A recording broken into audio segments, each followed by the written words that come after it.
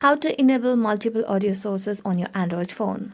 Hello everyone, welcome to this channel. I'm Emily and I'm here to help you out today. So without any delay, let's get started. So first of all, what you need to do is launch the settings application on your device. As you do that, scroll down and then tap on sound and vibration option over here. So tap on sound and vibration.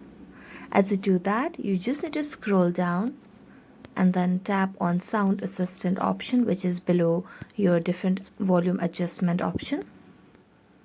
As you tap on that, you'll have two options here: adjust media sound and multiple apps and multiple audio sources. So since we want to enable the multiple audio sources on our Android phone, we just have to toggle on this option, and this will just adjust volume during incoming notification or while audio from other source is played. So thank you so much for watching this video. If you enjoyed watching this video, don't forget to like, subscribe and hit the bell notification for more updates.